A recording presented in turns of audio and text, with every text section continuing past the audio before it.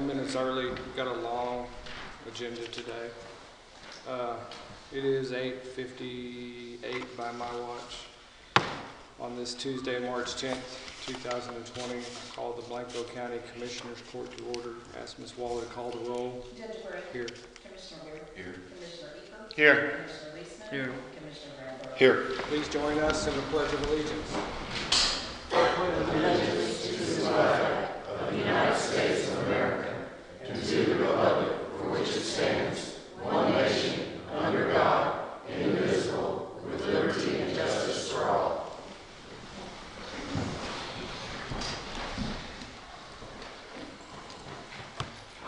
Before moving to public comment, I have two quick items of update interest for the community. The first is we are attempting to have a briefing / meeting with Ben Oakley, who is our county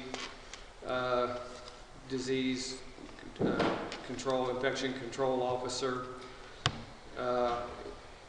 It's involving the mayors and myself and the emergency management coordinator concerning the COVID-19, otherwise known as the coronavirus.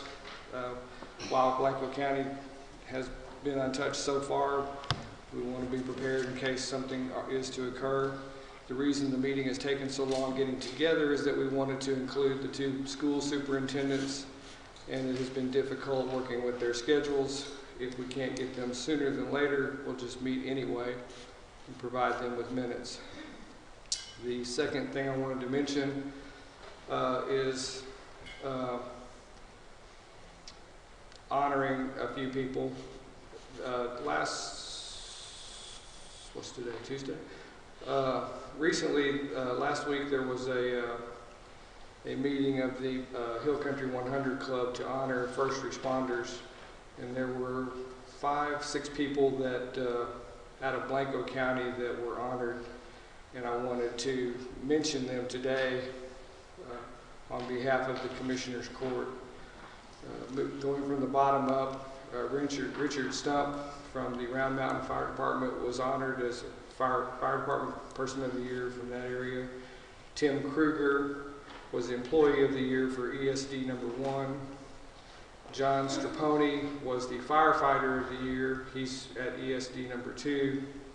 Megan Hayes was Employee of the Year for ESD number 2. And then two sort of special ones. Jimmy Fox was is the Deputy of the Year in Blanco County.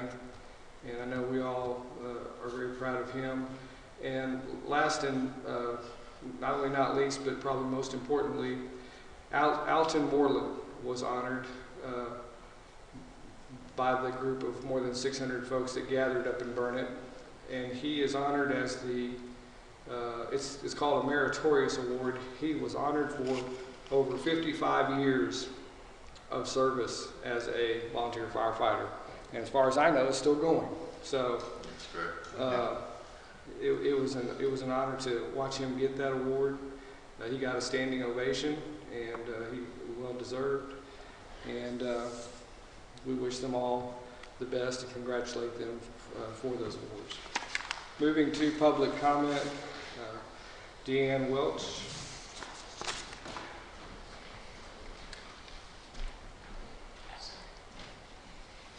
I am Deanne Welch, 1685 Peyton Colony Road. Have to speak loud because I want to make sure the quality of my words are recorded. I tried to send an email to you, Laura Walla, and unfortunately I got it mistaken under my husband's email address. So I came today to give you a corrected copy of the email, and I hope you will address the issue that I sent to you, dated February the 26th. Agenda item 12 today surprises me. I thought this issue was resolved 2 weeks ago when Commissioner Ramberg and Commissioner Weir committed themselves to an affirmative vote which violated state statute. So I don't have any supporting documents for agenda item 12 today. Therefore, I'll respond in 2 weeks. Thank you.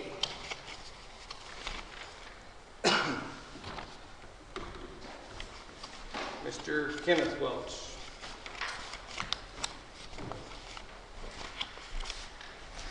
I'm Kenneth Welch with Blanco County.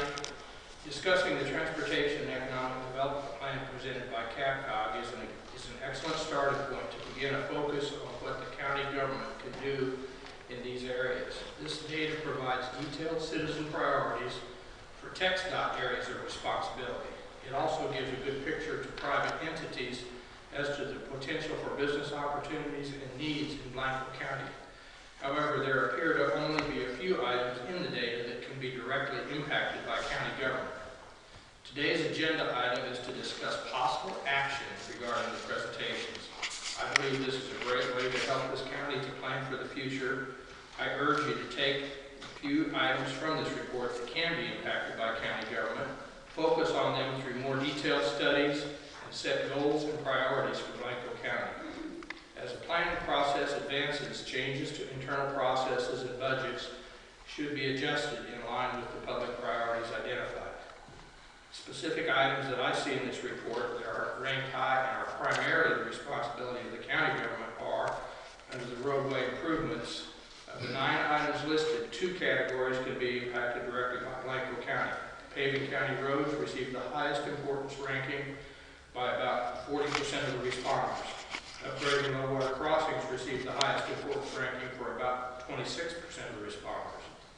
Only safety improvements to state highways, adding lanes, adding shoulders, equal these responses, and they are all TxDOT improvements.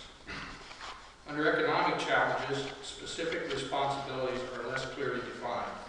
Economic challenges inherently require cooperative and collaborative effort between all levels of government along with the private sector. Skilled workforce, worker retention, and job availability are all clearly linked, but largely demand private sector solutions.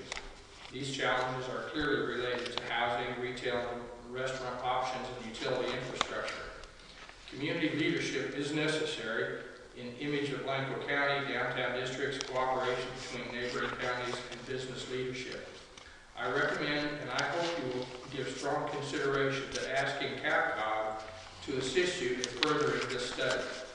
Established implementation committees are helpful, but use this opportunity to drill down on the items that the county government is responsible for and set priorities and policies to address these issues. Please take the next steps to use this good work that has been done. Don't let this report go into a file to be repeated in a few years without having addressed the issues. Thank you. And here's comments for the record.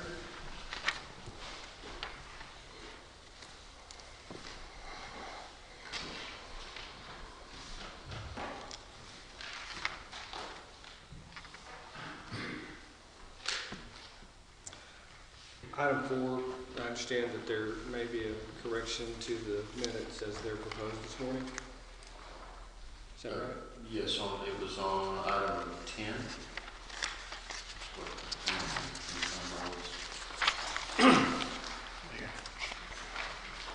Laura, was your help on that?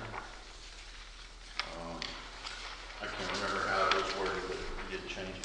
I had actually typed in the lesser amount when we went in effect to the required 24-month period, and Chris emailed me back and told me that that was incorrect. Going back and listening to the minutes again, that was correct. I corrected it, highlighted it, sent it to y'all, and had no further response. So this language is correct, that's proposed. Chris, can you verify that that's correct, what we talked about? Yes. All right, so it's up for your consideration. I'd like to make a motion to accept the amended minutes. Or, you want that? As presented, okay. And approve the minutes as presented. Is there a second? I'll second it. Mr. Eaker, discussion. All in favor say aye. Aye. Opposed? Motion carries. The March payroll is up for your consideration. Make a motion to approve the estimated March payroll for 2020 as $307,268.63. Is there a second? Second. Mr. Granberg seconds. Discussion. All in favor say aye. Aye. Opposed? carries. The official reports are all in and available for inspection, and are in need of your approval. I move we approve the official reports as presented. Is there a second? I'll second it. Yes, I've got it. Commissioner Weir? Yes, sir. All in favor, excuse me, discussion. All in favor say aye. Aye. Opposed? Motion carries. There were no line item transfers this period, which takes us to the outstanding bills for your review.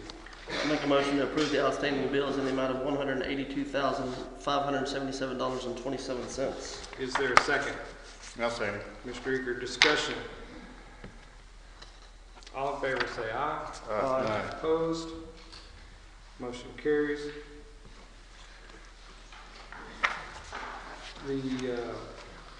There's an interlocal agreement that basically provides for the grant money that provides for us to be able to do 911 addressing. And it's up for kind of renewal and also kind of a revision, revamping. And it's in your packets for your review. It's been reviewed by the county attorney's office.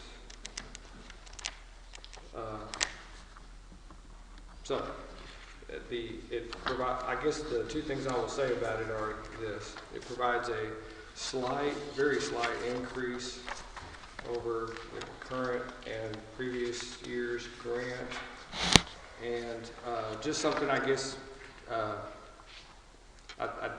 debated, especially with Ms. Boyce and Ms. Steele in the room, but I feel like I probably need to just say this to you so you're aware of it. I voted no in the CAPCOG executive session about this, about the overall split. As you know, our grant was originally $40,000. There was a staff recommendation by CAPCOG that we and 3 other counties, Blanco and 3 other counties, receive additional funding, and that met with some kind of odd resistance during a executive board meeting, and it went through to a committee to study it.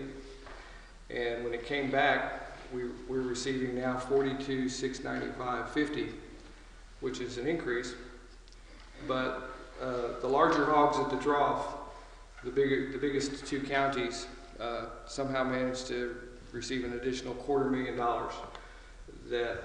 And that stung for me a little bit, so I voted no. I was the only no vote, just so you know. But today it is before us, and it's really more, I would call it a contract of adhesion. It's a take it or leave it sort of deal.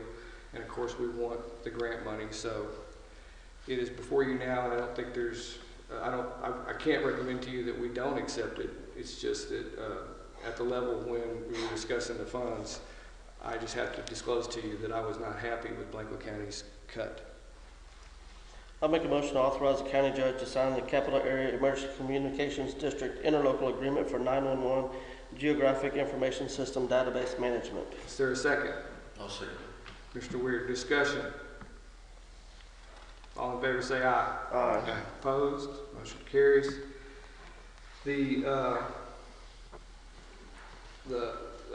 Rachel Steele and Betty Boyd, anybody else, just are here today to go over the proposed Blanco County Transportation and Economic Development Plans.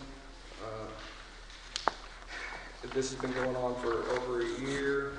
We have had a number of people that were involved in the work groups, if you will, all the way from Brooks Pearson, Round Mountain, all the way south, business leaders in Blanco, and everybody in between, mayors, commissioners, and others have been involved. We've had public hearings, public meetings, and so the result today is this. It is on the agenda as possible action regarding adoption of the final draft. I don't think that's absolutely necessary today. So if after Rachel and Betty's presentation, you all feel you want to digest it a little further or take even more comment, there's nothing that would prevent us from doing so, just so you know. And with that, I'm going to open it for Betty Voigt, Executive Director of CapCog. Thank you. Actually, I'm going to turn it over to Rachel to walk through the PowerPoint, but yeah, Judge, I'm in agreement with you. What I was going to say is, while we present today, if you all would be thinking about what items in here we need to do more with or to address better or to come back with so that you would feel comfortable adopting it, then be thinking about that. Rachel's going to go through the PowerPoint and then a little bit on the actual draft. And since you don't have this in front of you, we just finished it last week.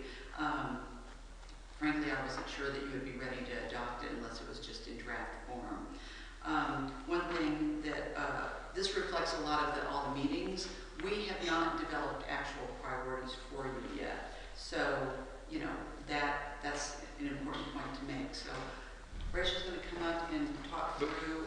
Before she does, can we establish a couple of things? So even though we're calling it a final draft, and even though it looks, I guess, to the outside world on the agenda like the end, we're really a couple of steps away. I mean, I wouldn't ask the commissioners to even think about adopting something they haven't read yet, right? Right. Initially, that's why we had talked about doing it as a work session, because I had a feeling that you wouldn't be ready to do that.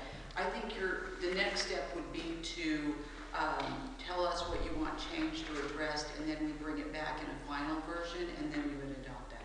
And the second thing I wanted to establish with you is, and it's kind of based on a public comment this morning and your comments to me along the way about the previous county transportation plan and economic development plan. Can you speak to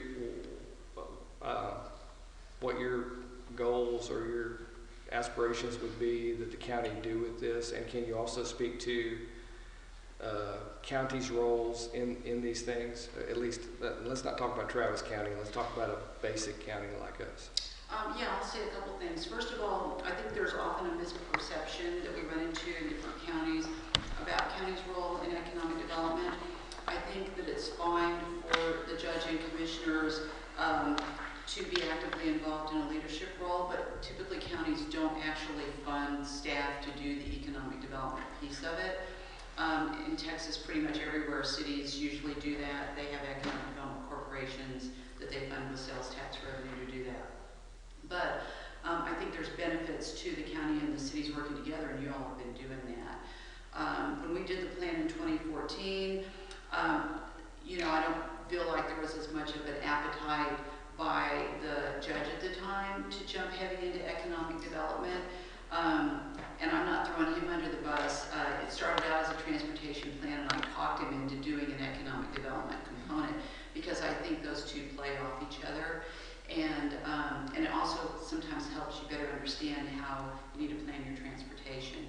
Going forward, after you all develop some priorities and adopt the final plan, then our commitment is to come back and sit down with you and develop an actual action plan for implementation with just 1 or 2 or 3 key projects to start out, and then do some of the technical assistance to do that. I mean, just this week, I asked Rachel about, I said, you know, it's just occurring to me that maybe counties should have county impact fees so that they can charge developers to cover the road costs. Can counties do that? So it's an evolving process, and the answer is yes, counties can do that. But then my question was, we need to find Blanco County some money to do the engineering report to do that. So it'll be evolving, and I'm committed to that process.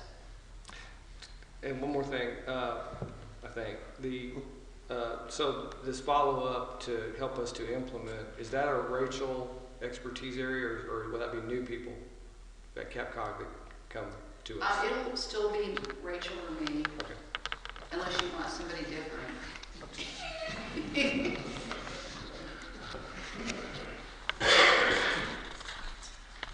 morning. See you guys again. Gonna walk through this PowerPoint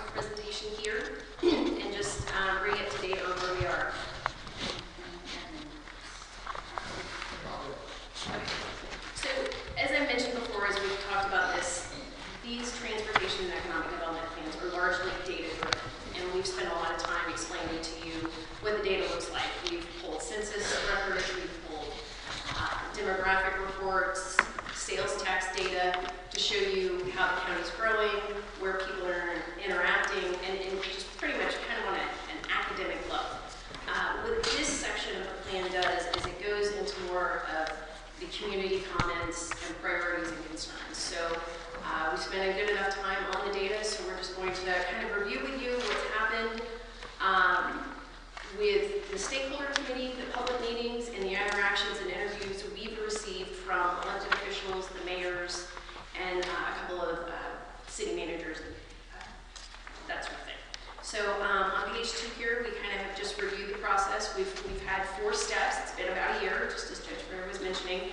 We've done a lot of work, not only collecting existing data, but we've really spent a lot of time and a lot of different ways interacting with the stakeholder group and the elected officials.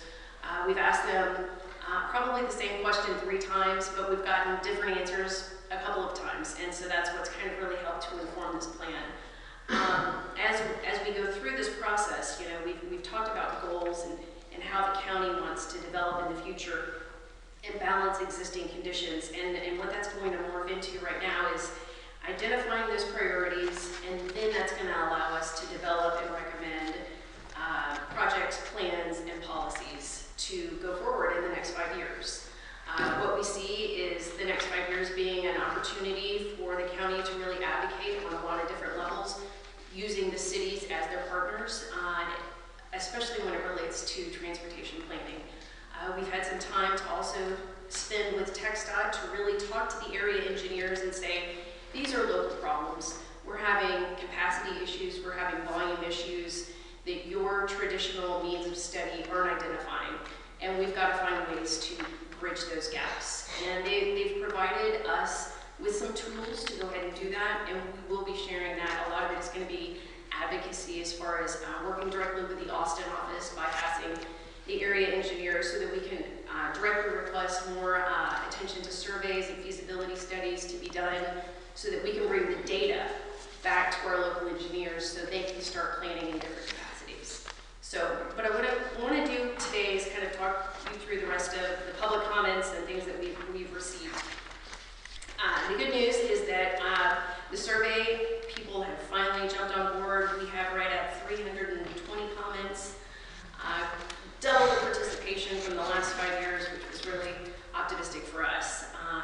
We've got just some general socioeconomic kind of indicators here of who participated in the survey. A large participation was between 65 and over, and then the 55 to 64 demographic group. A large majority of it was female, but kind of almost evenly split. But one of the interesting things that we found from the responses is that the likelihood of staying in Blanco County was at 84%, which denotes a tremendous amount of economic stability and reliability within your community and your residents.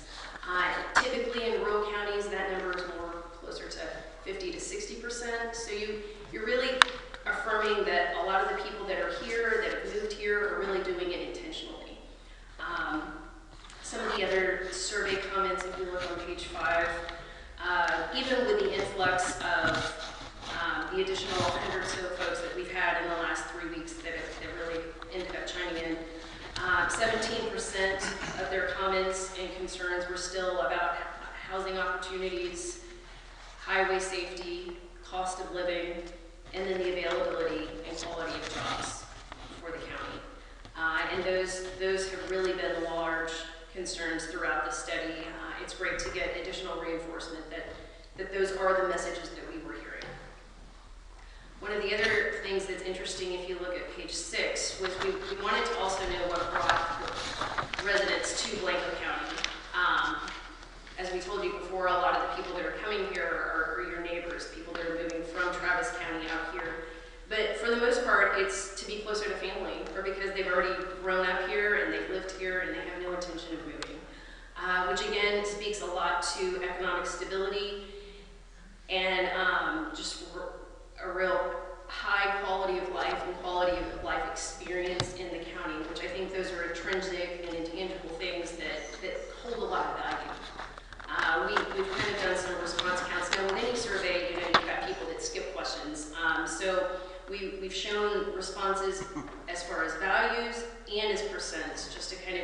right down to where things were. And some people flew through some of these questions, and some of them really spent some time to give us some good answers.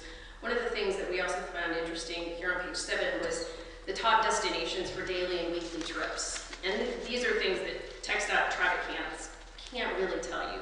And no surprise, you know, you have a lot of circulation around your local areas, Blanco, Dripping Springs, but some of the ones that surprised us were Bull Verde, commuting into San Antonio, Spring Branch, even down to Wimberley, New Braunfels. So you have a very local community that likes to get out. We will share in the document that was handed to you, the back of the document, the last 15 pages are all of the public comments on where people go and end up during the week, and it's kind of entertaining to read. Any questions? You'll take a question? Yes. Do you think this chart roughly translates to commuters? I don't. I think it translates more to your average local circulator family, especially when you look at the comments. It's a lot of trips shopping out of the region because they can't find what they need here. H-E-B and Walmart were the primary makers of a lot of these trips. And also, it was amazing. We could almost send that to H-E-B. So, a needs assessment for local groceries and things like that. The comments were overwhelming. We literally and truly took everything from the survey, spell checked it, but inserted it directly into the document. We didn't modify anything. And I think, again, another reason why we've kept this at a draft is because some of the comments I think you'll find really useful and informative to finalize the moving on to page 8. We shared this graphic before, but it's worth coming back to because of the importance of roadway improvements. With the influx of additional respondents, we really saw that safety improvements to the highway system were first and foremost right there at the beginning. And I think this really reinforces the way that we need to kind of develop a working action plan with TxDOT on some of these local safety issues. In a couple of minutes, I'll talk to you about the public meeting and the comments we received on the transportation system. So the number one priority, obviously, was safety improvements to highway systems. The second was, again, in the highway-related area of adding shoulders. And then third was an attention to upgrading low water crossings, and if we're just going highest to lowest. So those were the top 3 that emerged. If we go to the next slide, as I mentioned, we have held a public meeting back in mid-February, and we had 22 people attend, but we received over 40 comments just on the transportation map that we're showing here. We kind of cut the county into thirds and said, tell us where your needs and concerns are, and literally an enormous influx of comments. Comments are were broken down to 4 or 5 categories. The red notes that you see there, those have to deal with speed, and roughly we received 20 comments on those speed limits. The green, anything that's marked in green, had to do with turn lanes, and that was approximately 10 comments. Blue were traffic lights, signalization, and pedestrian. And that's kind of the way that those work themselves out. We will be digesting this in much more detail in the final plan, just so that we can group them by subject matter, so that we can make sure that we're responding to and creating tactics so that we can address these concerns on a larger scale. Any questions on the map? There's a lot of comments, and this is kind of the best way we felt we could get it all on the page.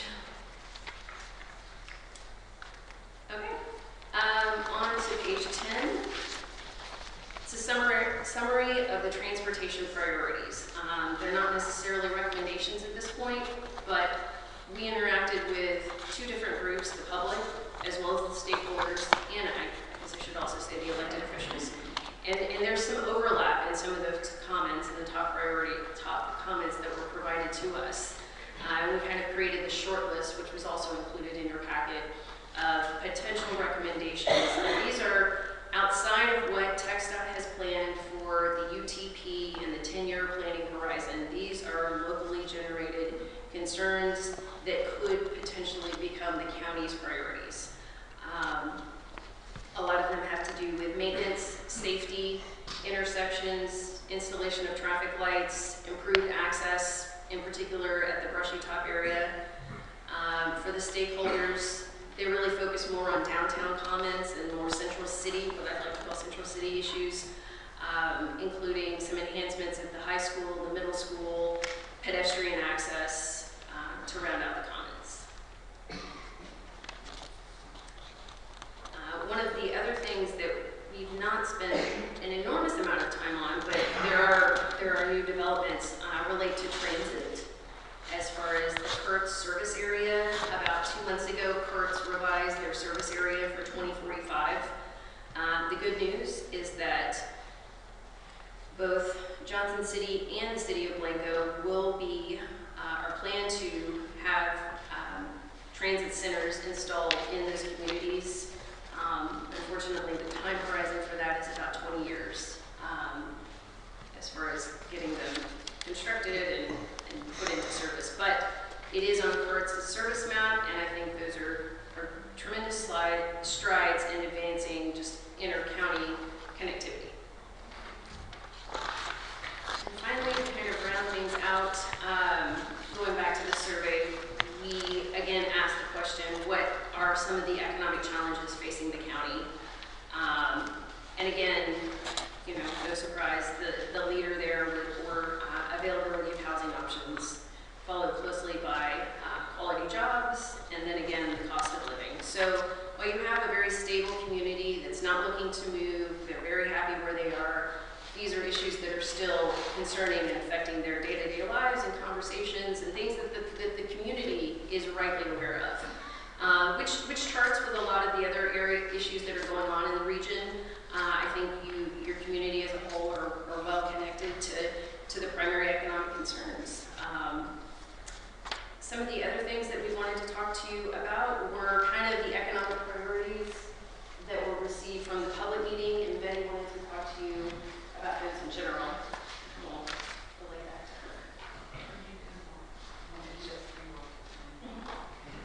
her. Yeah, so Rachel kind of has that on the slide on number 13. You remember that we gave everybody a little card and they were supposed to write their number one priority. Well, best laid plans. So that's not exactly what we got, but I waded through them to try and kind of figure out how everybody voted because no one just put one. I take that back, about 3 of them just put one. But basically, overwhelmingly, 12 votes were workforce affordable housing as top priority, and then 4 additional votes for like their second or third priority. So that's your biggest one. After that, broadband got 7 votes, and then the hotel tax funding was 4 votes. And then after that, it trails down. There was 3 votes for more work on recreational amenities, trails, river activities, and things like that. And then a bunch of things that just received 1 or 2 votes, but they were not a priority for anybody, was one-stop shop website, parking for events, small business and retail gaps, workforce employment training, tourism strategy, signage, reinforced small town atmosphere, and then also not really under the economic development arena, we have 2 votes for emergency medical services, 1 vote for a bypass for commercial traffic, and 1 for the pro-growth mindset. So basically, as I was mentioning before, you all will have to figure out, based on all the public information that's come in so far, you know, where you think you can kind of dig in and make a difference on any of these. And we'll work with you on that. As Rachel was talking, one of the things I was thinking of is after you all start picking your top goals for implementation, then it'll be easier for us to go back and do research to figure out how to fund some of that. So the fact that CARTS is 10 years off from putting a center over here, the good news is that they have it on their plan. The bad 10 years. So my mind was immediately, I wonder what we could do to get Parks to do that sooner. If we go to Dave Marsh and say, if we find some extra money, can you do it sooner? So that would be the angle that we're trying to come at, is just to help you figure out how to implement some things. Can I ask a couple questions?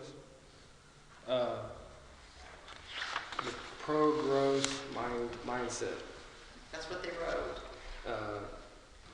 How do you balance that with, I'm suspecting over the past year you've gotten a flavor for what each commissioner and I get daily, which is close the gate, don't let another person in Blanco County.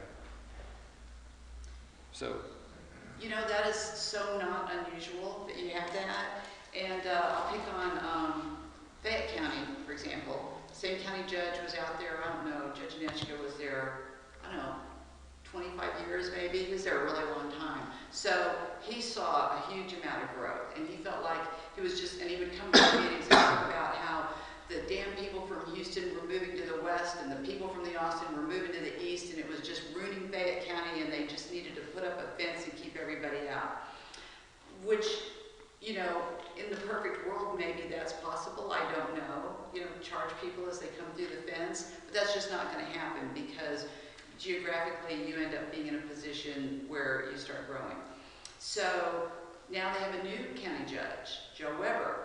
Also used to run TxDOT for a while, so I don't know if that means he gets more money for transportation or what. But the first meeting I had with him, he said, growth is coming and we're going to have to start worrying about how we're paying for it.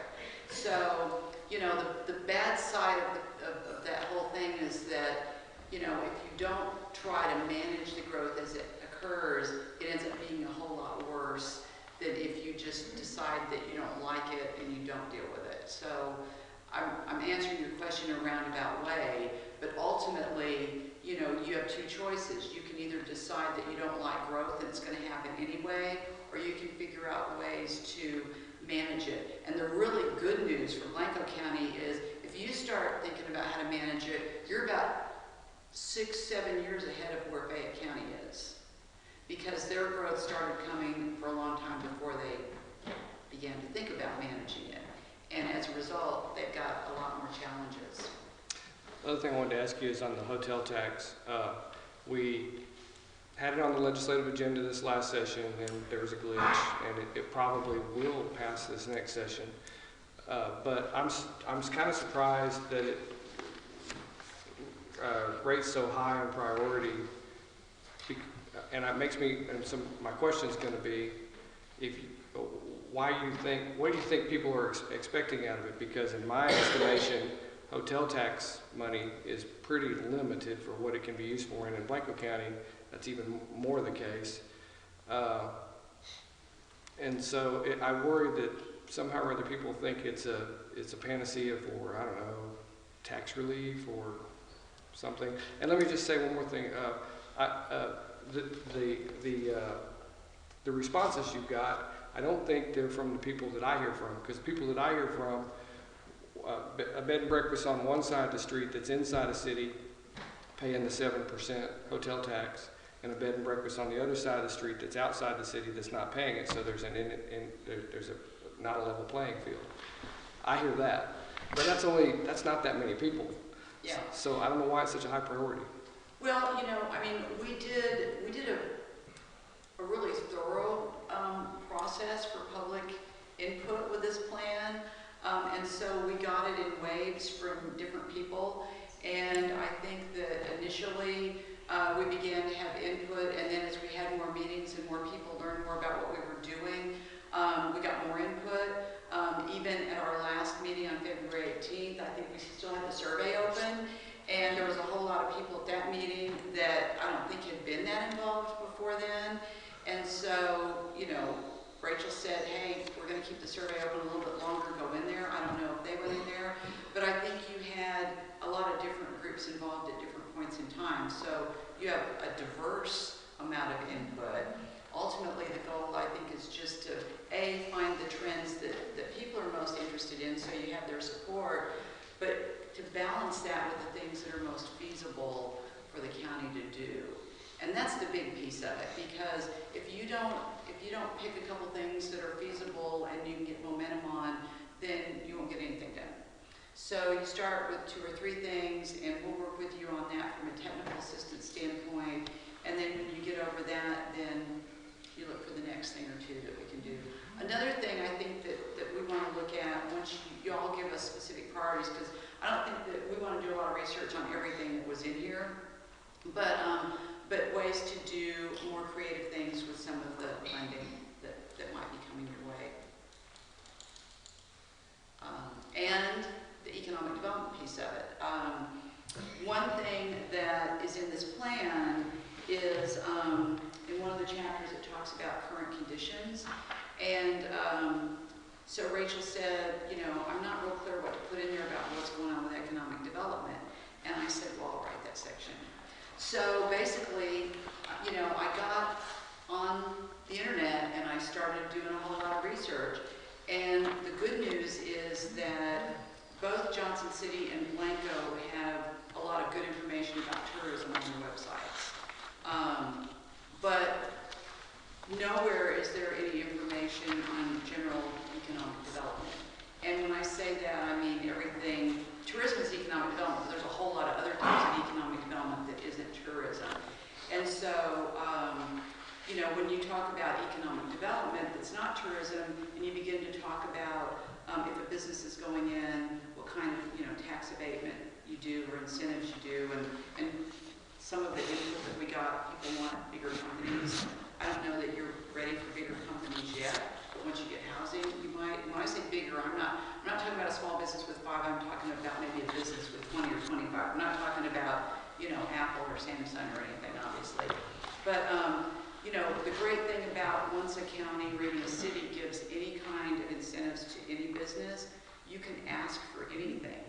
And that includes road improvements, you know, other types of growth management.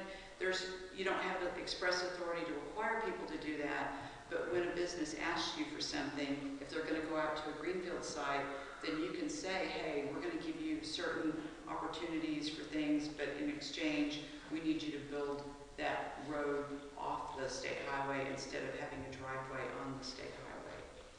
So those are, you know, I'm shooting from the hip here, but based on some of the key strategies that you pick and then maybe prioritize 1 or 2 for the first year or 2, then we'll come back and work with you directly on those kind of things. How long have you been doing this? I'm sorry? How long have you been the director of CapCog? 23 years? Yeah, and you're not shooting from the hip. You've seen this Yes. over and over and over. But specific to Blanco County, I am. Okay. But yeah, and I was in local government for 9 years, so in planning. And Rachel brings up the local government planning county experience. So between the 2 of us, but we don't want to come in today and say, okay, this is exactly what you need to do. That would be awfully presumptuous. Do you want to flip through the plan just a little bit so they know what's in it? Absolutely. So one of the things that became really clear to us as we looked past the public comments was managing existing conditions with future development. And what we did in this document was we kind of explained how the existing conditions, how things got started, what the plan's about. We used a lot of our demographic information to explain the reasons why things are the way they are. We've got one school district that is a little larger than the other, but it carries some really special socioeconomic characteristics with it. And so we really explained that. We talked about employment in general and what that typically characterized for the community. We also talked about transportation, travel to work, so that you could get a better idea of what day-to-day life is from a data perspective on those sorts of things. But one of the things that I really wanted to call some attention to is future conditions. And what we did was we forecasted out and looked at the implications of population growth on a conservative level and what that was going to mean. And it really translated into being able to right now advocate for the county in as many ways possible back to the agency, and when I mean agency, I mean TxDOT, so that we can really start addressing some of these safety and transportation concerns as far as the roadway network. My commitment is to really work directly with them to get inside TxDOT so that we can assist the county in advocating for additional improvements and modifications that can be made to the existing system on a quicker basis, other than 5 years out, 10 years out. Some of these things just can't wait that long. A couple of the other things, when you move kind of further along, I will convey this. In Chapter 5, it talks about the travel demand modeling. And this is roughly the same data that was used in the previous plan. Based on conversations with TxDOT, this is a concern that you should be aware of. TxDOT felt that the current traffic models that they were seeing on their annual counts didn't warrant that the travel demand modeling be modified based on the previous five-year experience. I bring this to your attention because, again, it's a position that you can still go back and ask and have a conversation with them on. There are some things that are underserved based on the numbers that they were using. This was at their direction. So, again, a conversation can be had with TxDOT on refining that modeling. That's not something that we were responsible for. That was something that TxDOT worked on, and they realized that it may be a concern to you all. So we wanted to bring that to you as well. Chapter 6 of the document really outlines the transportation and economic development portion. We've put in the comments that were received and developed throughout our conversations. As Betty was also mentioning, these are not yet our final recommendations, and at this time, having you review them, discuss them in a little bit more detail, and having us come back and hone those is really the goal here. And at the very end is Appendix A, which is everything that we received on the community survey. I still think it's very informative. It gives a real optimistic view of what the community and your citizens are looking for. It was a pleasure to read, and people are really enjoying living in Blanco County. Going back to another issue that Betty had discussed, this plan at this nexus of your growth pattern is kind of on par with what other rural communities are experiencing. I come from the Gulf Coast area, and I've worked specifically with 3 or 4 rural counties, and these are the pivotal studies that really propel their response to growth in a more proactive way. And I think having a partner like the COG here to assist and facilitate on some of that will really be helpful. I've seen it work well in other communities. Anyways, that's kind of the recap. Any other questions? I have to take those. So the roadway access policies and things of that nature that are going to be recommended are things that the county actually has some say in. It is. But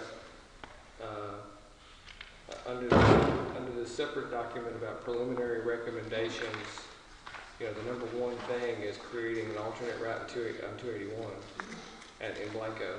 Right. That's something that Commissioner Corey doesn't really have. I mean, we may have an opinion, but we don't really have much say in. Sure. And are you thinking it would be included in our plan as some sort of recommendation? I do, because when it comes to issues on this large of a scale and you've got so many stakeholders involved, you're going to need the city and the county relying on each other to advocate for that. And if we withhold it from this plan and leave it upon the cities to advocate for, it's not going to be as effective as we're saying it as an entire county initiative. Well, it might be early to talk about it, but juxtaposed with things like improved traffic flow and left turn problems. Right. That's countywide, and everybody believes we got left turn problems and traffic flow problems. But a loop around Blanco is controversial. Right. And that's, it came in as a recommendation, but we need to ask you all if it's going to be a priority. Some of the things that we're showing here, we've not labeled them as priorities. We're saying that they're still recommendations and that's up to your stakeholders, your elected officials, meeting with the mayors to decide, which way you want to tackle that issue, especially when it comes to the bypass. Well, I guess obviously it affects the county. Right. But it seems to me it's more the business of the Blanco City Council. Are these numbered because they're priorities, or they're numbered? They're just numbered. Yeah, so, yeah, they're not really priorities, so we were, they're just, to let you know, there's 9 of them on that page, I guess, but, those are the things, that's all part of the input process. So, I mean, it could be the first year, y'all decide that for a transportation standpoint, you're gonna focus on turn lanes and pedestrian issues, and those are pretty popular, and those could be, one of the things that you can do that actually helps the economic development side of it for the downtown, so.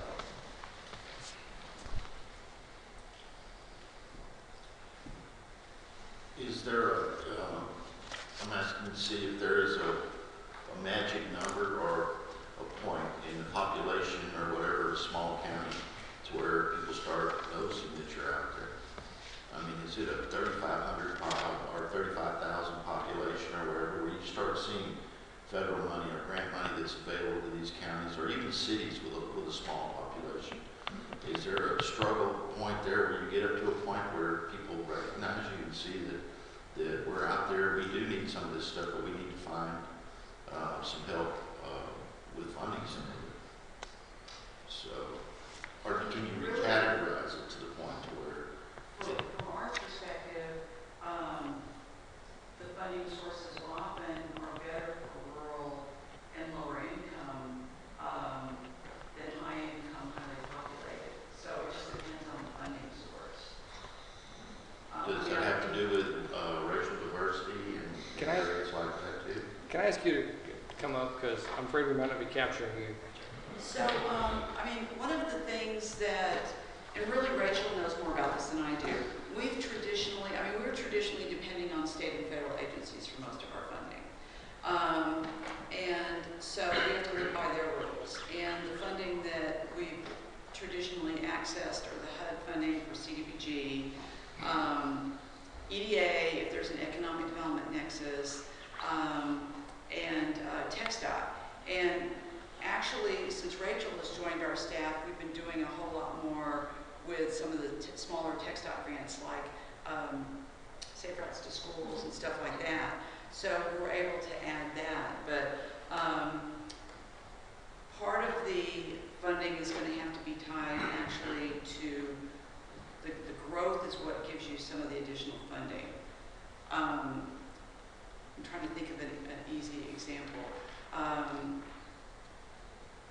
I mentioned impact fees earlier. So, impact fees or taxing for financing, some of those depend on growth to fuel the revenue source that then you can turn around to use for something. So I'm not answering your question very well, I don't think, but you're basically saying if you get bigger, do you get a chance for more money? Not necessarily. It just depends on, there's just not a lot of good money out there to put into projects because TxDOT doesn't have much money, and when any of the counties have a chance for the disaster pot of money, isn't there a disaster pot of money right now? You'll have to jump on that because that doesn't come along very often. And we try to send information out whenever we get a new pot of money from somewhere that, is different or unique. And obviously we don't want our region to have disasters, but since the flooding and Hurricane Harvey, 2 or 3 flooding incidents now, we've had a lot of disaster money coming in. And when that comes in, you need projects that when you see the funding, you're ready to go with a project, which is part of why you need an action plan.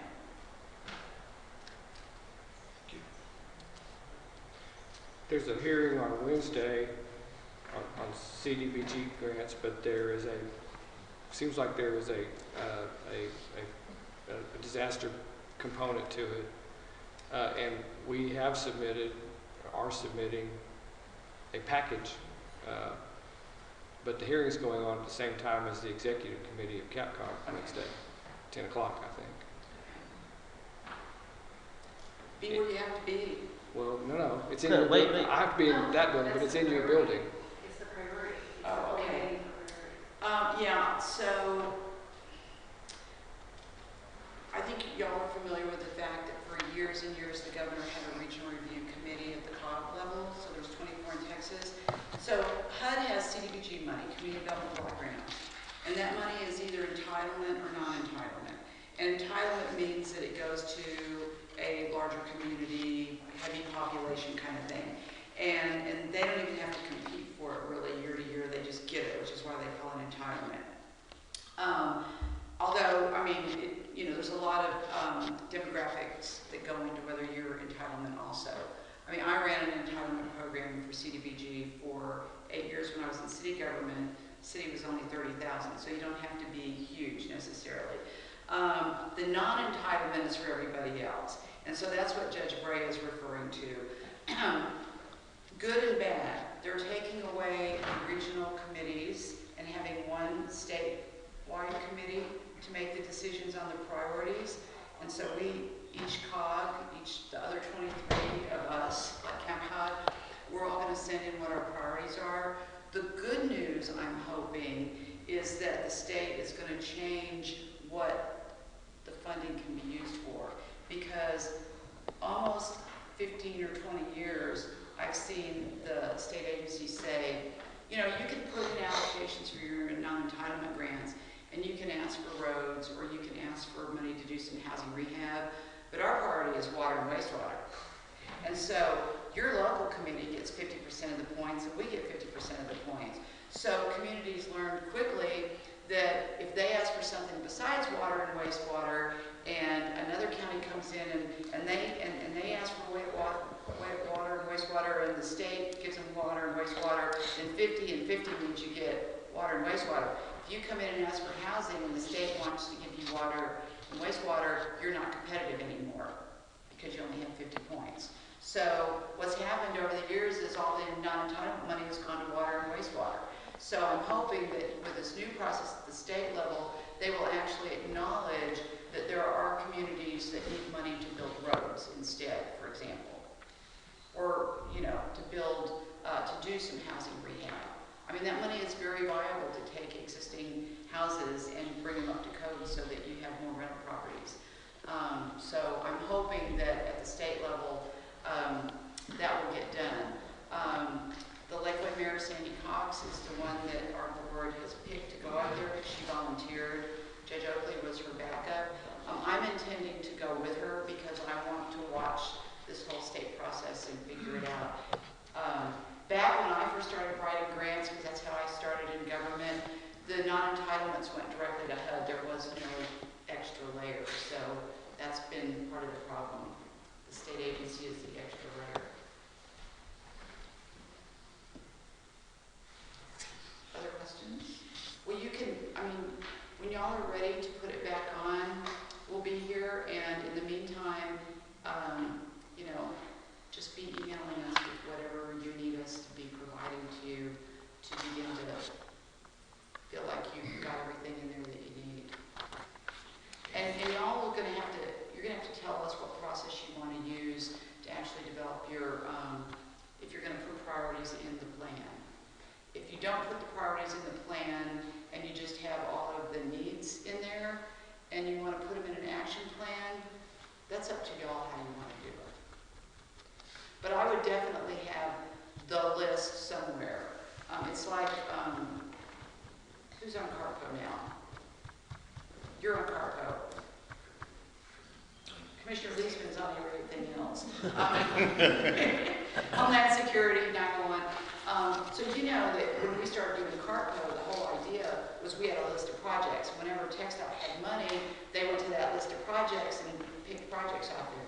So we want to use the same process of the counties. We want you to have some projects. So when there's HUD money or disaster money or any kind of money, then we're ready to go. All right, so we've completed step 4. Yes. And if I heard right, you want us to digest this plan that you've handed out, give you feedback, and be prepared to massage it and adopted?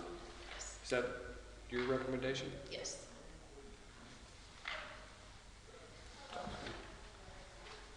I think you better give us a deadline because Okay. otherwise we won't. Okay. Got it. A recommendation, how's that? A recommendation, is 3 weeks doable? To study it? How's that for you all? All right, Okay, we'll do that. sounds good. Back in 3 weeks. Okay, great. All right, thank you so much. I guess just want to, I'm certain I could get some concurrences on this, but I just want to compliment Rachel and of course Betty on this, but Rachel, you led this process from start to finish and just an outstanding job with sometimes difficult circumstances. So, Thank you. and sometimes awkward circumstances, but anyway, it's been just wonderful having you every time you've been in the county. Thank you. I've enjoyed it as well.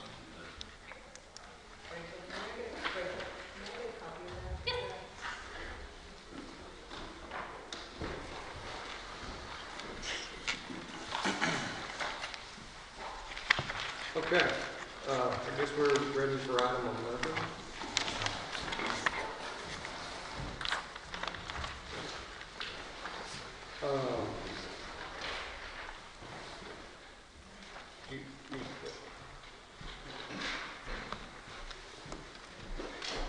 You think it's okay to just sort of lay it out the way it was laid out to us?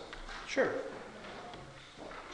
So there's the western region. Would you like me to do it? Well, I'd kind of like to start and then Okay. fill in the blanks. The western region, which constitutes Llano, Burnett, and Blanco counties, and the tower configuration that's the currently 11 tower configuration that's in the 3 counties, is a system, and it turns out is more vital to the counties to the east than I would have thought, or actually I knew that, but it turns out it's more vital to the counties to the west and to the south than I would have thought. It serves as a kind of a gateway, or one gateway to most of West Texas and quite a bit of South Texas. And so if something doesn't work right in it, it can affect even more. It's bad enough if it affects us 3 counties, but it can affect a lot more. And there's been a recent meeting because there's been a problem for some time now about going down, and it took forever to figure out why it's going down. And now that they figured out why it's going down, we need to fix it. And Chris is going to give you more details, but the end result is it's going to cost the 3 counties a little over $300,000 to do that. We split it up into shares based on the number of radios per county. And actually, I say county, the city of Marble Falls is a 4th participant in this. But our share is in the neighborhood of $47,000 if we choose to purchase it outright. It is an absolute necessity. It's an emergency, really, that it be done. In my mind, it could be done through a budget amendment and reserves if we had to do that, because it qualifies as a true unanticipated emergency. And if we resolve the matter today and we still run short sometime off in August, I think we should refer back to this day, because it is an unanticipated true emergency and justifies taking money out of reserves to pay for it. But with that said, more of the details if you want to fill it in. So basically what this is our tower system. When we built our tower system, we are, like the judge said, we're tied in with Blanco, Burnett, and Llano counties as the western regions. And we supply 2 loops back to the Gator system. One is via microwave that's shot from our Blanco County sites, and our redundant backup would be an Ethernet line that ties into our 281 North site in Burnett County. Basically what happened was whenever Time Warner switched to Spectrum changed their internal routers, And when they did that, it created an issue amongst our switches within our tower sites. So what happens was, as soon as they had that deal, we would lose connections. So what we've had to do here in the short term is we had to break our loop from 281 North down to our Blanco County. And with that being said, is right now, if we lose microwave link between us and Travis County, then we physically have to go to a site and change it. Otherwise, we lose all radio communication. So everybody's in site trunking. So what this proposal is we're switching the switches, the backhaul switches with backhaul routers at 1, 2, 3, 4, 5, 6 sites. And that will resolve this issue to let our Motorola platform communicate with the Spectrum platform to utilize the Spectrum Ethernet as a backup. So I don't know, I know that's a lot up here. So what it boils down to is this is a necessity for the tower system to continue to have a redundant backup. So to be able to communicate on our radios the way we do right now. To be instantaneous. Yes, sir. It's instantaneous. It's, you know, it's the way that the system was designed before Spectrum changed their stuff. So it'll work that way. And one option that Motorola has given us would be to finance it for a 1-year period from basically whenever we approve it, which so it'd be, the payment would be due next March, and I think it can't do you remember it was 52,000 somewhere in there. Yeah, somewhere in that vicinity. So if y'all recall, last year we transferred money into reserves into a special line item for tower upgrades, because we knew we were going to need upgrades in the future. So we transferred 15,000 into that special line item. So with that, I could use that 15,000 amongst with my emergency management budget. I would not be able to relocate my conventional tower from the water tank down to our church tank tower site, but this year. But I'll ask for that money again and use that money along with some other funds that we've have and come up with the balance to create enough money to pay for this outright and not have to do the financing. It was brought to our attention, and I don't know the exact extent of it, but Senate Bill 2, the worries about the financing part of the Senate Bill 2 and the 3.5% cap, it might be some conflicts. So I think if we went ahead and paid for it out of this year's budget, we'd be better off. And then, you know, if we have to do financing for next year's budget, at that point in time, we'll have to go across those hurdles. So, but I do have money in the line items to pay for this, and I can make it all happen and get it paid for and ready for move forward with Motorola in this project. Within this budget? Within this budget, yes, sir. It will be depleting my budget, but You can run through the rest of the we're year. going to make it happen. Yeah. Is the system functioning? The system is functioning right now, but we are functioning, the Blanco County and partial of Llano County is only functioning through a microwave link. Burnett County and the other part of Llano County is functioning through a separate link. So they can't talk to each other. This allows them back to talk to each other. So if one goes down, it just automatically reverts to the other. So is Burnett and Llano doing everything simultaneously? Yes, it's within all 10 tower sites. So, and actually it's only 5, I think it was 5 tower sites that I mentioned. 6, there'll be 6 tower sites that we have to change the switches to routers. To retrofit all of that, does it take just a short period of time to do it and they're back up? Well, yeah, we won't experience any downtime. And if we do, we'll just switch to our conventional for the short period it'll happen, but we might fall into some site trunking, you know, here and there.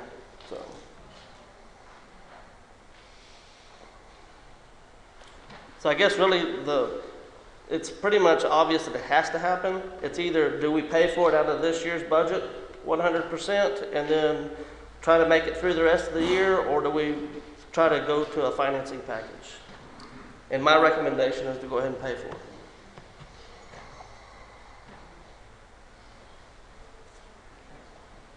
We can do it within this year. I'd be for that. And it's not gonna hamper the rest of the year for you. Unforeseen any major breakdowns or something to that nature, it won't. I'll be able to make it happen. Because part of it was a project that I was planning. We still have conventional equipment on the tower, water tower there in Blanco.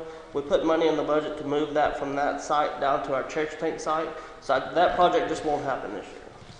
So, and then there was some other money for repeater repairs that we have budgeted, that I'll just have to use that money, and we'll pray that we don't have any breakdowns. And if we do, maybe I can borrow equipment from Llano County or Burnett County, because we do share equipment amongst counties that we'll be able to keep up and running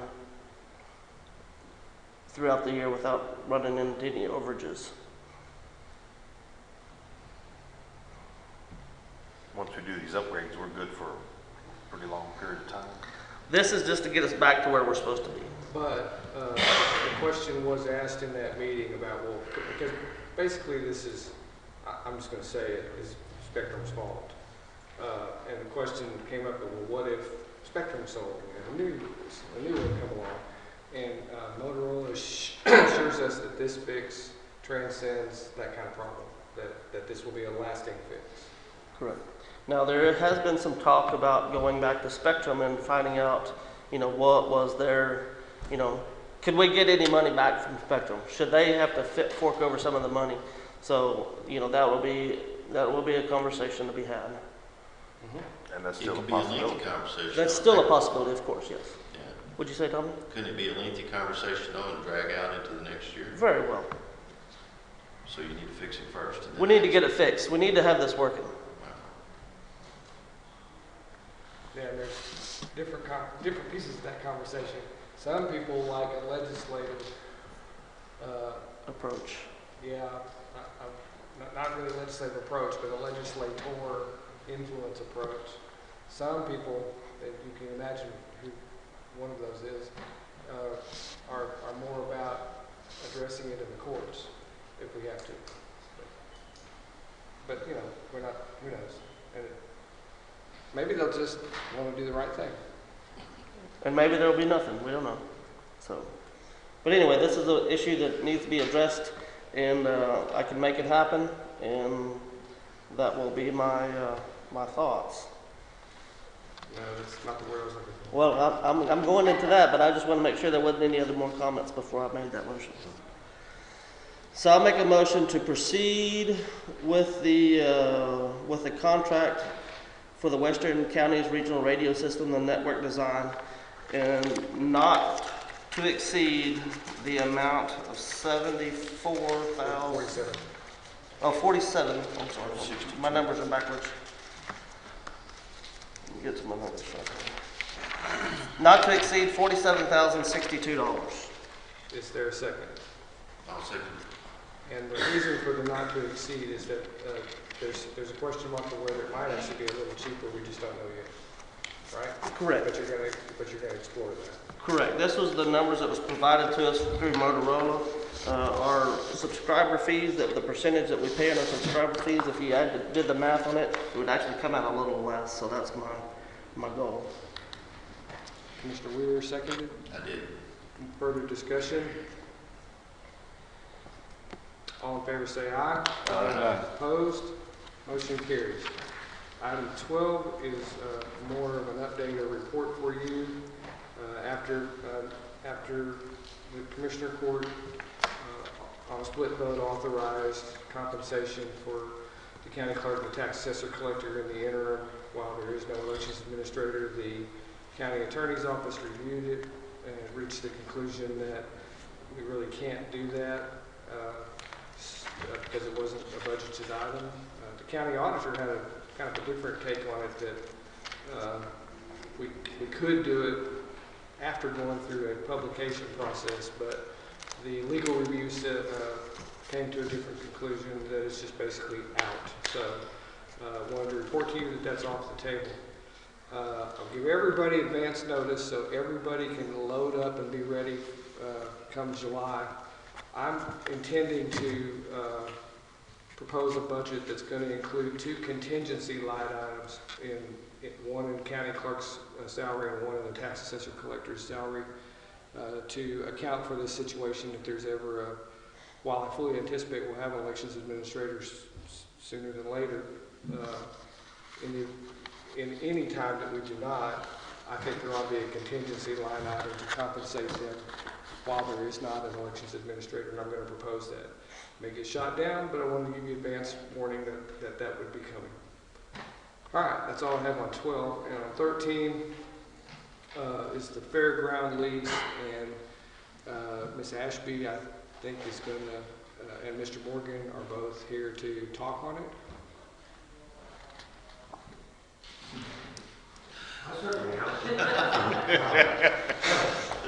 Good morning. Gentlemen, probably hoped you were not going to see me again on this. Things are going swimmingly. The Fair Board and the Youth Council got to work after they got a 50-year lease from you folks and have managed to put into the bank over $100,000 of monies for improvements to the fairgrounds along 281. And that hard work drives home that the lease has what they taught us in law school is called a condition subsequent, which I'll tell you, there was a potential that if the Fair Board and the Youth Council didn't get their job done, the first 50 years would drop to 5 years. Well, they did get their work done, and we now have in the bank sufficient monies that we have no worry that this lease is going to drop from 50 years to 5 years. What we've also done, and you probably haven't looked at the lease since you got sick, but by the lease, there was the ability on the Fair Board and Youth Council Fair Board to carry this from a 50-year lease to a 75-year lease, subject to a couple of matters, well, actually 3. One is we otherwise do everything we're supposed to do in the lease, maintain it, and keep it open, and have county fairs, that sort of thing. That happens every year, and there's going to have to be evidence. But the second thing was we had to have an extra $50,000, which was 100. The first 50 got us safe from 50-year drop back to 25, and then we had, and then there's a right to carry the 50-year lease to a 75. That is a 25-year option. And what I'm looking for are actually 2 things from you folks. One, I'd like for there to be an agreement that says that we now have all this money in place. What we don't want to have to do in 5 years or 10 years or 20 years is go back in time and determine whether we did or did not have the first 50 and actually equally important, the second $50,000 in the bank. So I want a document signed by both the tenant and the landlord that says basically, congratulations, there has been a $100,000 raised. That part's pretty easy. The second part requires a modification to the lease or an amendment, and according to the lease, our grandkids are going to be having this discussion in 45 years that the Fair Board wants to extend the lease from a 50-year lease to a 75-year lease. And according to the lease, and I'm not sure what possessed us to include it, but we did, there's a window of time starting at year 45, and it carries until the 50th year and that's actually 4.5 years, I think. There's a 4.5-year window during which the Fair Board comes to you and says, we want to extend it to a 50-year lease. To a 75-year lease. We want to exercise a 25-year option. There is no choice on the county side of this. As long as we put the $50K in the bank, as long as we're otherwise tending to the lease, the county doesn't have a vote in the fact that the Fair Board gets to extend it from a 50-year to a 75-year lease.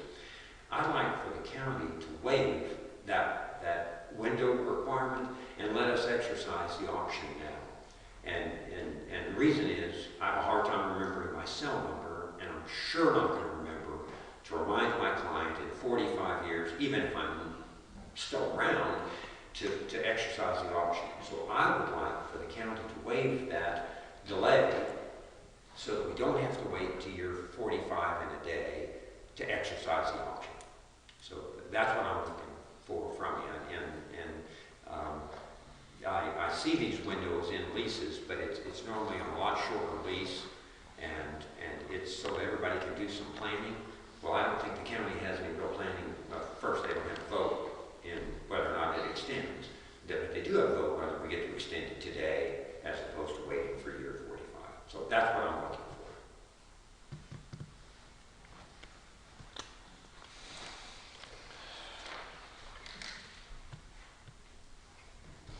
I guess I'll ask the question. So, I'm going to guess, because I don't remember either, that the 4.5-year window was to make sure that your client didn't miss it, that there's a big broad window of time to remember to do that, to exercise the option. I'm just guessing, but I don't know. I can't think of another reason other than that. And the other thing is, since it all is really automatic, assuming that your client remembers within 4.5 years to exercise it, I don't know why we have to do anything. It just looks like it all will just flow. Well, if they remember to do it, it's the same reason that my folks paid 50 years worth of rent in advance, because we don't want next year when we're out there frying fish or having a roping, we don't want to wake up and think, holy crap, we forgot to mail our dollar in. So we paid 50 years worth of rent. And it's the same idea in my mind is again, I don't want to count on, unless they really do a great deal on medicine, none of us sitting in this room are going to be vertical in 45 years. So, at least at the front. Well, maybe. Come on now. No, all right. I'll limit it to myself. There is no way this is going to last another 45 years, especially if I keep behaving the way I behave. But the better question in my mind is, why wait? If it's automatic, then why wait for year 45 for us to tell you, hi, nice to see you, we want to carry this to from year 50 to year 75. And because if it turns out we're not having county fairs, that's a breach of the lease. You can kick us out of it. We're not properly maintaining. So all the things we fought long and hard on the lease are all in there. So I think the better question is, why would you not go ahead and let us exercise it now? And I can't think of a good reason why you would ask us to wait, because the only reason to wait would be if we're really not serious at year 45, then you might want to know, but we can hold you until I think maybe 90 days or 6 months before the end. So it's not like you can really do any planning. You guys are stuck watching us from year 45 to year 49 and a half, wondering what we're going to do.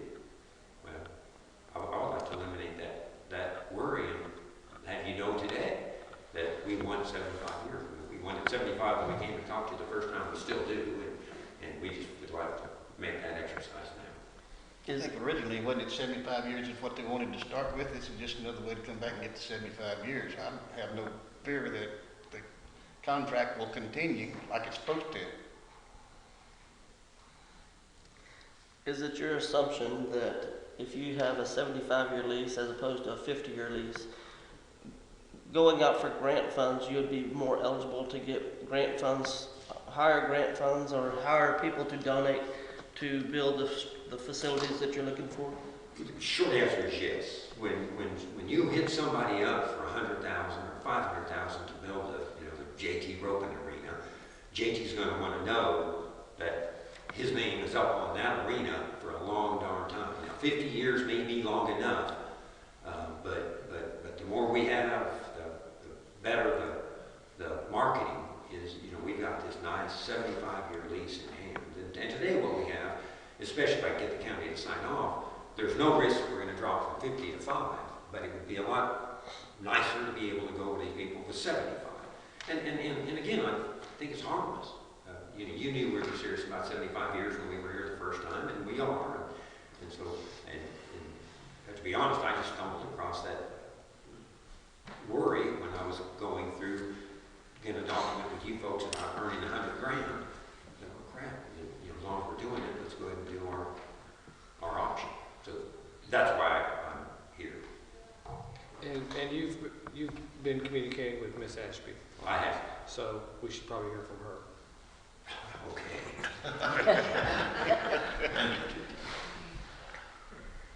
Judge, from a legal standpoint, I think he's accurately stated what the contract says. So legally, I don't have an objection to it. We discussed in executive session some other things, and I don't know if the commissioners want to discuss those again.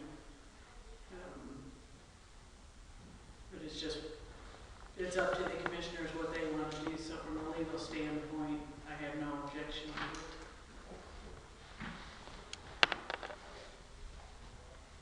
How much work's involved? It would just be an amendment Just an amendment to the lease. How do we, I assume you all talked about some sort of, before there's a sign off saying, okay, you've met your thresholds, so here's the additional time period. I assume there's some evidence that they've met their thresholds. That I have not seen yet. Okay, but I assume that we would see something, some kind of Yes. deposit or affidavit or something. Yes, Judge. What I had anticipated was a document, some sort of memorandum of expansion of lease, and then just as part of it, attached as Exhibit A with proper redaction would be a bank statement that could show what bank, the bank account number would be redacted, and would show that there's $100,000, and at least $100,000 in that account. And then as part of that same document, I anticipated, and the parties agreed that there's been a modification section, whatever, allowing for the early exercise of the option from section blank of the lease. And I don't anticipate anything too big, but I do want it recordable, so it's not laying on your desk and my desk for 75 years. You keep underlining the word legally. Do you have something else to contribute? No, I guess my input is solely legal.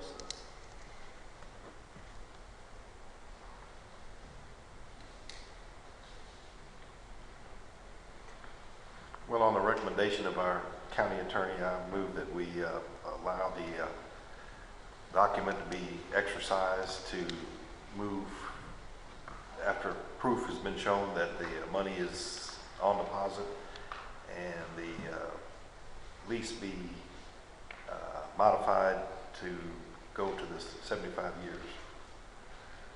Is there a second? Second. Commissioner Leisman seconds. Discussion.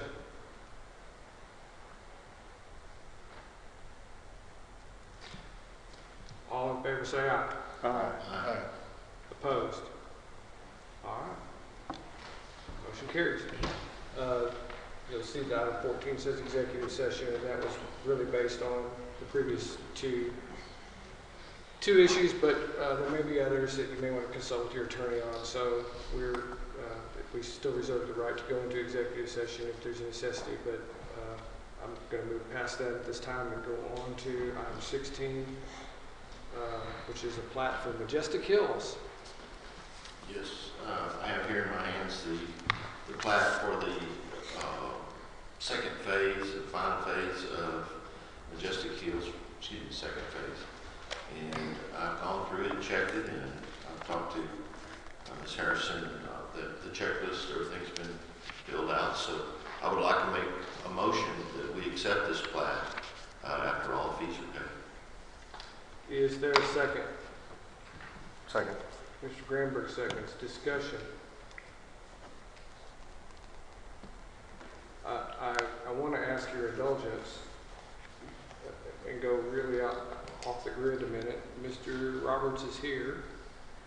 So I wanted to ask you a question, but I may need to have you actually at a microphone.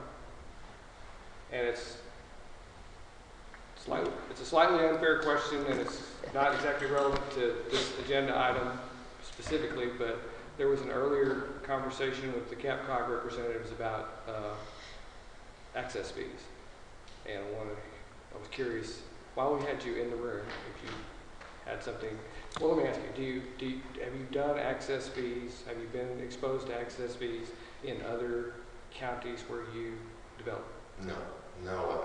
Listening to what those women were saying, I agree to that the growth is coming, and not only here, it's coming all over the place, but you have to look at, I think you guys do a good job of controlled growth with what you have. But what we try to do in our communities is we look at the aspects of conservation. We promote rainwater collection.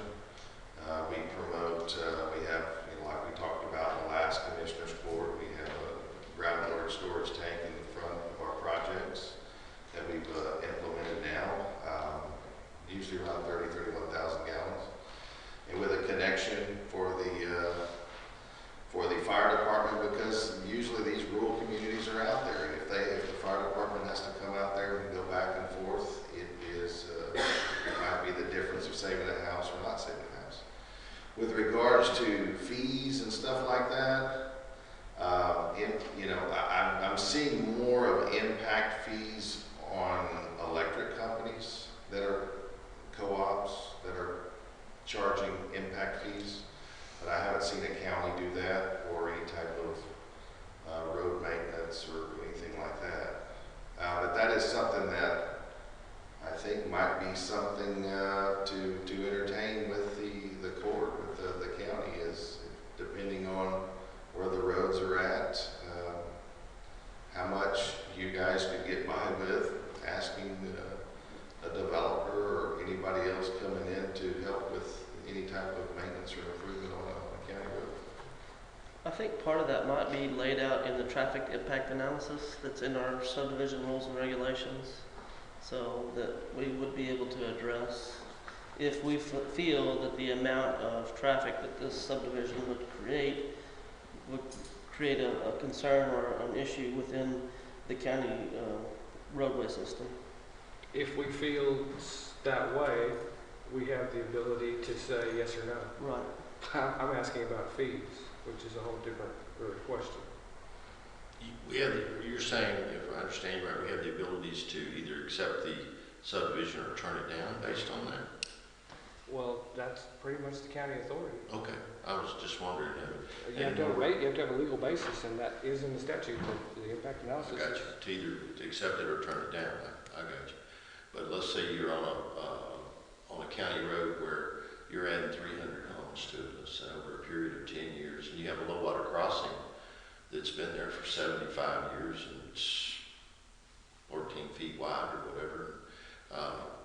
Do you feel any responsibility of the developer to bring that up to par or bring it up to some or share the expense of the impact of the 300 homes coming out of that direction? I believe there could be an assessment done on that. I mean, not only is for that subdivision, but you've got everybody else that's driving that road in the same community, in the same area, same community. Surely you're not going to assess anybody else that lives down that road that, hey, you're using this road daily as well. Right. You need to provide some financial help on that. But I do agree. I mean, I wouldn't have any problem, as long as it wasn't absorbing a cost. Well, I want to ask the question differently, and taking assessment out of it. Have you ever been involved in any kind of a contribution in any development you've done where it affected something like he's discussing, a road? I've done so many of them. I have talked to many commissioners and judges in the past and helped them out a little bit here and there with even prior to a sale date. Like financial assistance? Financial assistance, like a $5,000 because there's a bunch of potholes leading down the lane, and if I could give you $5,000, could that help out? I mean, the county's going to go ahead and improve that, not improve it, but repair what's out there, and that assistance helped out. So I wouldn't have a problem doing that. But if you was to build a subdivision on a state highway, and there was a traffic impact analysis that was done, and it was determined that you would have to put in a turn lane, that cost would be upon you, correct? Correct, absolutely. I've done that before. And even in the Houston area, we did quite a few projects where if you were on a big highway, you had to consider that cost. And many times, that's what killed the deal, so we wouldn't move forward on that.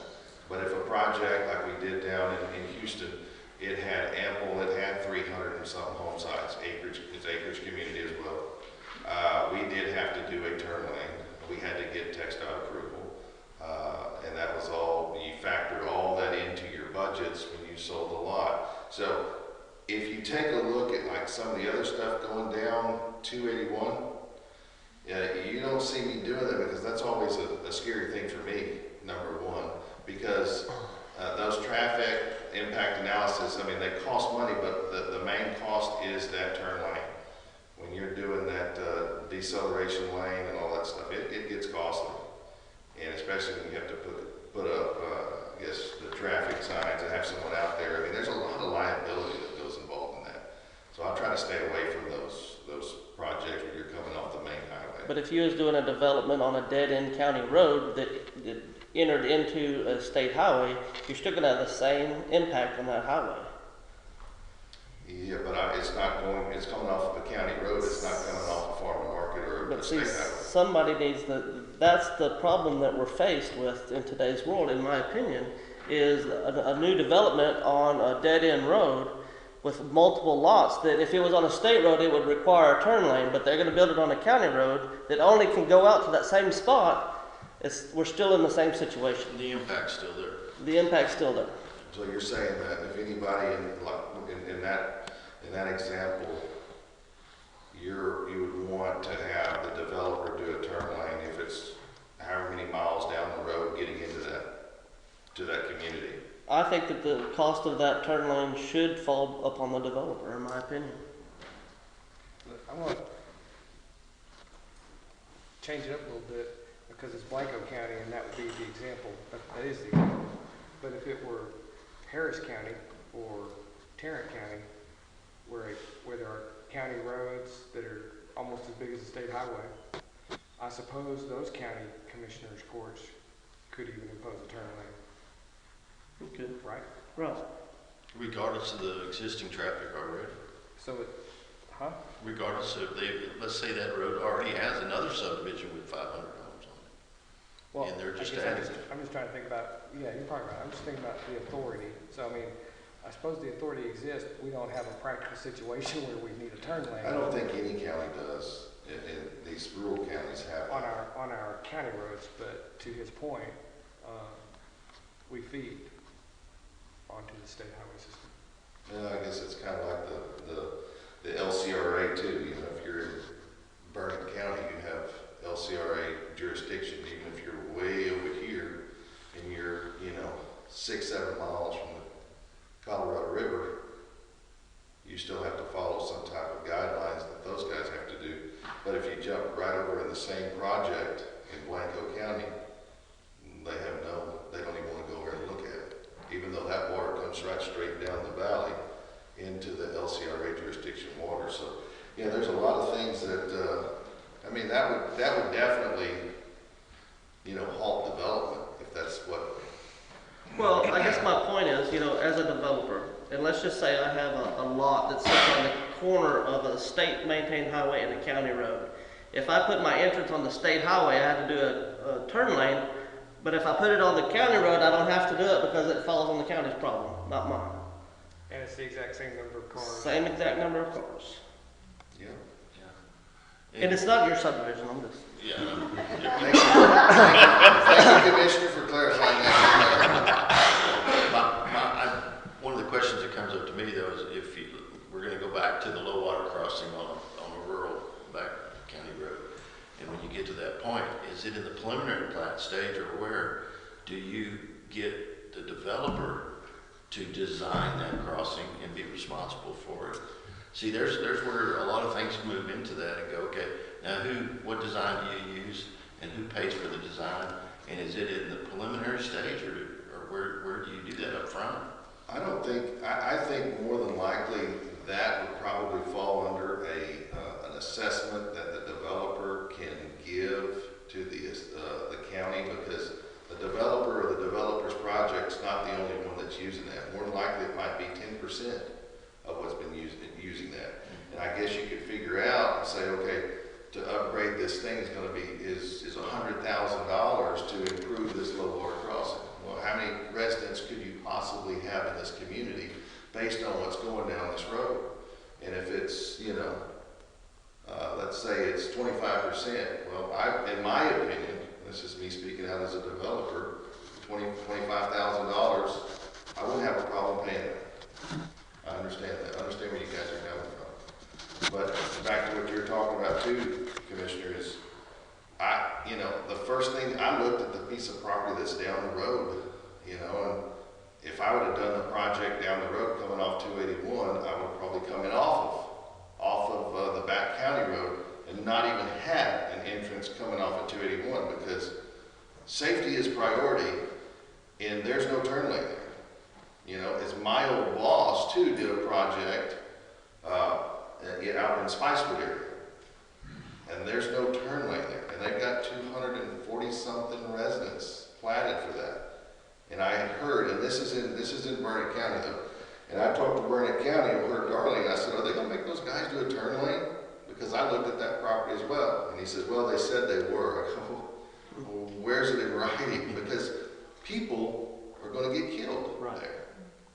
So if it's coming off a main highway, yes, I understand, and yes, the turn lanes should be required on that, but off of a county road where you have a stop sign and you're not pulling up in the middle of the highway to turn, and you got 18-wheelers going 60, 70 miles an hour, I think that's a little bit different. Well, I apologize. Remember, I apologize to you up front for asking you. That's okay. I'm here to help. I think that I think that the ladies, as you say, highlighted it. I don't know that the county can even ask. I think that's more of a coffee cup conversation of where Davey Roberts goes, you know, I was looking at that low water crossing and we might be willing to participate. Absolutely. So you're more than encouraged to do that at this stage. Absolutely. I didn't know if you'd take my money or not. Thanks for the minute. Thank you. Thank you, sir. And with that, any further discussion on the motion to approve the plat for Phase 2 of Majestic Hills? All in favor say aye. Aye. Opposed? Motion carries. And Commissioner Commissioner Weir and Ms. Spees have a part-time to full-time conversion request. All right, do you want to say something right now? Well, Kind of explain your position again, if you would. well, I think to revise the numbers I gave this morning. Right. I would need no money from the county because I have enough money that was budgeted. All you did need under this was $2,000, and now you're saying you don't even need that? Well, because the paperwork that I gave Commissioner Weir was for last month, which cut down 2 payrolls. So by cutting down 2 payrolls, it took out a big chunk of money. So, We had her updated through yesterday, was it? well, I did it this morning. But, Updated it this morning, yeah. but what I gave you shows that I don't need money and I would have money left over. Well, would you kind of explain again what you're asking for? I'm just asking to take my part-time person that you gave me during the budget cycle to a full-time person so that I could have somebody in that Blanco office full-time. You've been looking for a part-timer for months and months, And I gave up and because I couldn't get anybody. couldn't get anybody, right? That's right. Do you feel that it's because the pay on a part-time person is not attractive to somebody that would rather have a full-time position? Because with part-time, you don't get the benefits or any of that. You don't get the benefits and the hours to work sometimes don't mesh with another person's schedule. I got you. And the other side of it, for the county side of it, as far as the south end of the county at the annex, with this full-time person, you're saying that you'll be open there for how many days a week? We'll be there 5 days a week from 8:30 to 4, just like we are in this office up here. All right, doing what you're doing now, but for 5 days a week.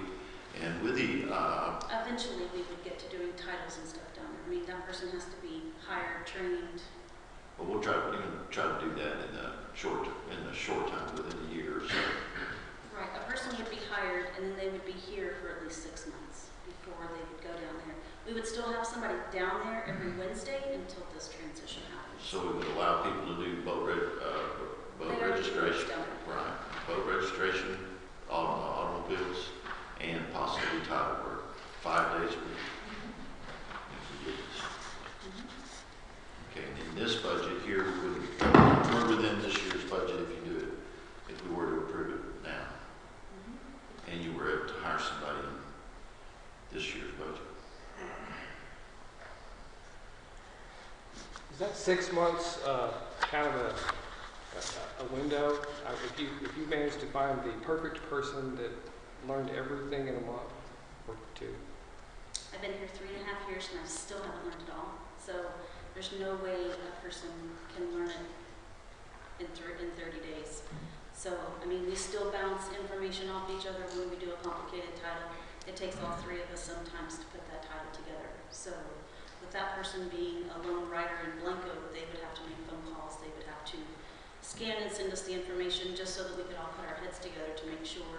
Because every 2 years, legislature changes how we do things. So I guess what I was trying to ask is 6 months isn't magic. It's your estimation that they're 6 ready. months is just a number I have in my head that maybe they absorb as much as they could. It's whenever you think they're ready. So what you would do is take a person that's already been going down there, and they would continue going down there 1 day a week until you find somebody and get them trained. Well, right now Margarita goes down there every Wednesday, and she's there from 8:30 to 4. When this transition happens, Margarita would still go down there every Wednesday until that person is confident enough to be down there from 8 to 4:30 by themselves. You train them up here? They would be here. Yes, okay, gotcha. But we have the one day a week coverage, just like we do, until you feel confident that person going there. That's correct. Do you have ample office space over here for the additional person for that training session? That person would take over my station that I work now. That person would work that station fully. As far as sitting in a desk off of the counter, no. But we can make that work somehow. In a temporary setup. And we have a table, we have stuff a little table that we could turn around and put an additional chair out, just to get them off the counter. But I mean, the plan would be that person would work my drawer, and we would just oversee Right. all the work that they're done. Okay. Anything else? Is there extra phones or anything going to be involved in this? Extra expense other than? Hot body. And you're trying to find a person that's bilingual if you can. That would be one of Yeah, the requirements, yes. Notice when I was down there that it was very helpful. The lady that goes down there now, she does a great job. And I can't lose her here because Yeah, you need both. somebody bilingual has to be in both locations. To answer Commissioner Eaker's question is yes, there will be additional funds, but it will be in next year's budget to allow for that insurance and. So. I thought you said phone, not funds. Sorry. Oh, phones, He did say. telephones. Oh, I thought he said funds. No, my bad. Sorry. No, I was like, yeah, okay. But if we could get through the rest of this year with the way it's set up, the way we want to do it now, then you could work it into your regular budget cycle. That's correct.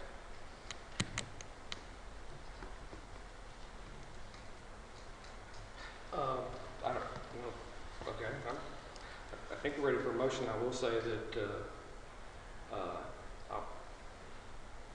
this is be controversial, but I think that just by one measure I look at pretty regularly, which is PEC meters, I would have to say over the last several months that from meters that the Blanco side is growing faster. I know that seems odd because it seems like it's growing everywhere in Blanco County, and if that subdivision in Precinct 3 comes in, it'll be bigger. It theoretically be bigger than both cities put together. But all that said, right now, Blanco seems to be growing even faster than the rest of us. I mean, you And, have a sheet in there to show you what we've done in almost 2 years. and you have a need. You definitely have a need. Yeah, it's not gonna drop off anytime soon. It's not going anywhere. All right, listen, I thank you. Well, I'd like to make a motion to change the part-time employee status to a full-time for the tax office. Is there a second? Second. Mr. Greenberg, discussion. All in favor say aye. Opposed? Motion carries. I think you have before you, I wanted them to keep it to one page. I think it's 4, 2, it's not too many pages. Try to make it as simple as possible, an interlocal agreement, so that we could house that large water tanker of the fire department over in precinct 2. Yes. And Commissioner Easter is agreeable, and they've worked out all the little details about access and security and all that. And so it's before you to consider. I'd like to make a motion to authorize the judge to sign the interlocal agreement with the NBCESD and Johnson City Volunteer Fire Department for vehicle storage. Is there a second? I'll second. Mr. Weir, discussion. All in favor say aye. Aye. Opposed, motion carries. The next item is to publicly and officially acknowledge Commissioner Leisman's completion of his statutorily required education. Yes, sir, I just got this in the mail and I'll present it to the court. And I'd just like to make a motion to acknowledge the completion of continuing education hours for myself. Is there a second? I'll second it. Ms. Fraser, discussion. All in favor say aye. Aye. Opposed, motion carries. Replat, Rock and J. All right, we've got the replat of lots 884 and 885 in the Rock and J. The new lot will be known as 884R, and basically they're taking two small lots and combining them into a larger lot, which everything appears to be in order, and I move that we approve the replat of lot 884 and 885 in Rock and J to be known as lot 884R. Is there a second? I'll second. Mr. Weir seconds. Discussion. I guess I'd just say that watching this on a grander scale, it seems like 1,000 lots are turning into about 500 or less. Those quarter-acre lots are awful small, and some people are deciding they'd like something a little bigger. So the planned community is much smaller than was planned. Well, The densities. right, there won't be potentially as many homes. All in favor say aye. Aye. Opposed? Motion carries. The net data extraction and dissemination policy. I was going to ask the sheriff, was there also an award for investigator of the year? I noticed your investigators all dressed up, so. No, he's here to present This, the next the next one. Well, on this one, this is basically dropping net data, and it's because we have Zerker. Yes. And it is still under county attorney review because there's one small thing that's not yet ironed out. And so your approval of the agreement would be subject to ironing that out. We pretty much ironed it out, we just need to finalize the language. Does the district clerk get the information that she needs so she don't? This is just for our information, our updates. The district clerk, everybody else is still on. I know, but I'm asking, I know she used to pull records from, and she has the ability to pull all the records that she needs with this being gone. This is just for the sheriff's office. It's a view-only maintenance package that we pay an annual fee for. This will do away with that. It's a one-time fee, so we have a way to search. We have the physical record in-house. So it'll do away with that large fee that we pay one time. We'll be able to search it, but it won't, should not affect any of the county offices that use that data. I think I heard a rumor that you actually, and maybe you that's responsible for this, it actually is now in like Excel or something like that. Yes, which is easy to search. way easy. Yes.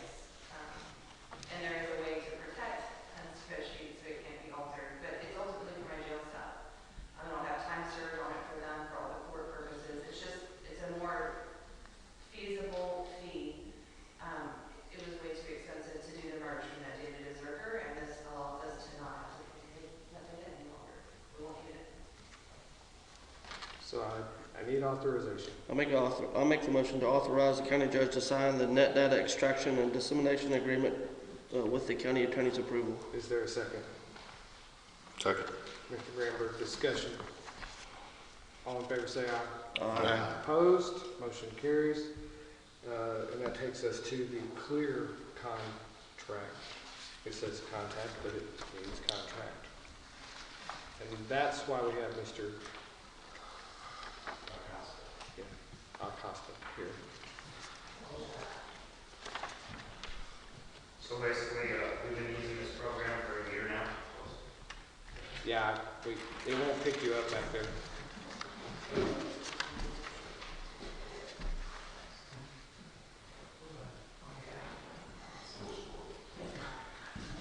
We let Miss Lee get away with it because she's special, but you need to do it. No good. So we've been using Clear for approximately a year now, and the contract renewal has come up. This program's been utilized for numerous things. We've even assisted the county attorney's office by using this program. And basically, we're just asking that you review the contract and renew this program for us. It's all in the budget, right? Yes, sir. I'll make a motion to authorize the county judge to sign the Thomas Roots Clear renewal contract. Is there a second? I'll second. Is that Commissioner Eaker? Yes.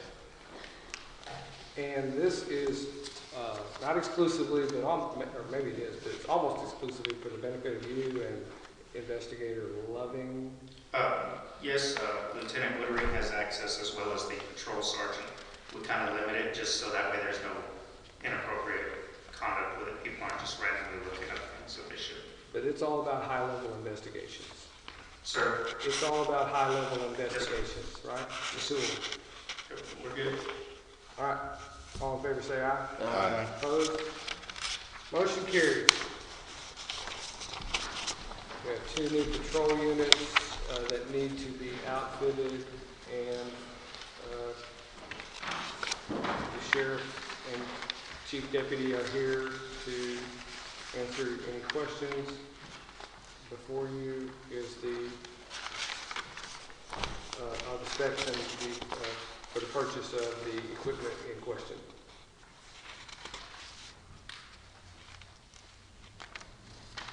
I make a motion to approve the specs of the purchase of the equipment for the 2 new patrol units that the LEC is outlined in the capital equipment portion of the budget.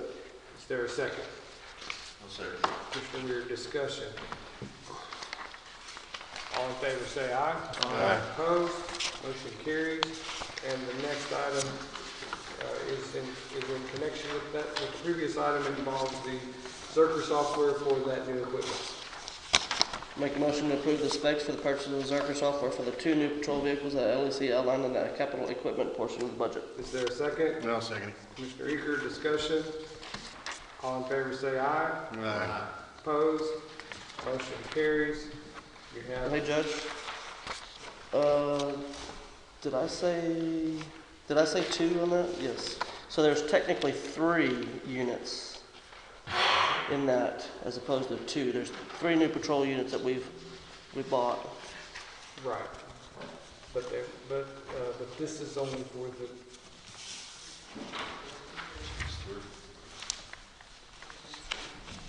It's a misprint? Yes, sir, it's misprint 3. I wish you had stopped us sooner. All right, So quick. so we need to go back to item 23. 23 or 24? Well, 23 is about specs for equipment. Is that for? No, sir, the Zerker, this is for the Zerker. Just for the Zerker? Yeah, just for the Zerker. All right. Number 3. So can I get a So motion? can I amend my motion to make that 3 new patrol vehicles? Commissioner Eaker, will you amend your second? Yes, sir. All right. Any other discussion? in favor say aye. Aye. Opposed? Motion carries. Burn ban, you have the Keats Fire report in front of you. We are out of the danger zone currently.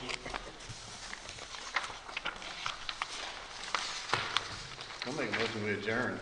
I'll take that. If there is discussion, all in favor say aye. Aye. We adjourn. Connie, do you need to sign payroll and bills? Yep.